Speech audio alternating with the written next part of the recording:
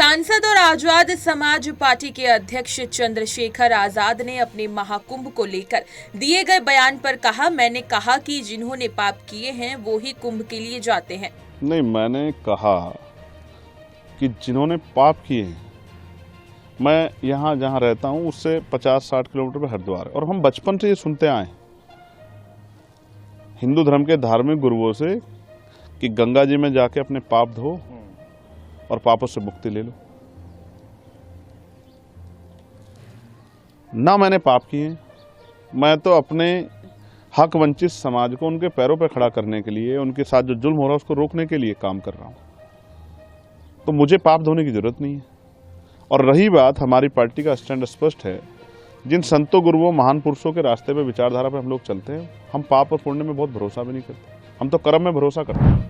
उप मुख्यमंत्री केवी सिंह देव ने कहा, भारत के लोगों ने अयोध्या मंदिर में भगवान रामलला की स्थापना के लिए बहुत लंबे समय से इंतजार किया है। पिछले साल स्थापना के बाद अब लोग पहली वर्षगांठ पर भगवान रामलला के दर्शन करने के लिए वहां जा रहे हैं।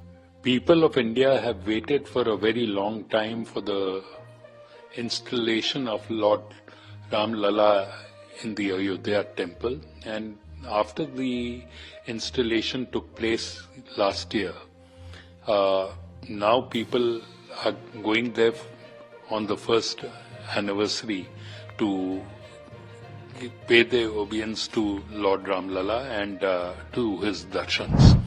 भाजपा सांसद मनोज तिवारी ने कहा, दिल्ली की खुशियों को हटाकर दलाल की भूमिका निभाने वाले उनकी सारी भ्रष्टाचार की कहानी सीएजी ने बता दी है। चुनाव का दलाल आप दिल्ली के खुशियों को हटा करके और दलाल की भूमिका निभाने वाले आम आदमी पार्टी के मुखिया अरविंद केजरीवाल की सारी जो भ्रष्टाचार की कहानी है वो सीएजी ने बता दी है।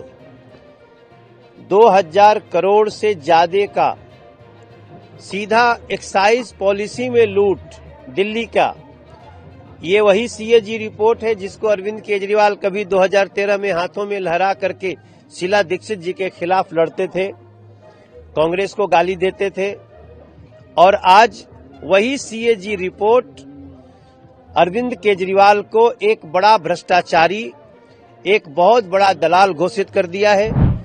केंद्रीय मंत्री संजय सेठ ने कहा, प्रधानमंत्री मोदी की सोच है कि देश के सभी बच्चे तनाव मुक्त रहकर परीक्षा दे सके।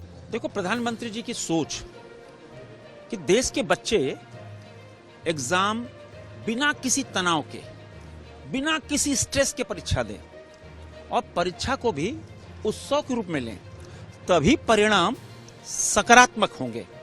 और उन्होंने कहा कि भाई, आप गार्जियंस को भी कहा कि भाई आप अपने बच्चे का जो रिपोर्ट कार्ड है अपना विजिटिंग कार्ड मत बनाओ, तो तनाव मुक्त बच्चे और तनाव मुक्त एग्जाम दे पाएंगे।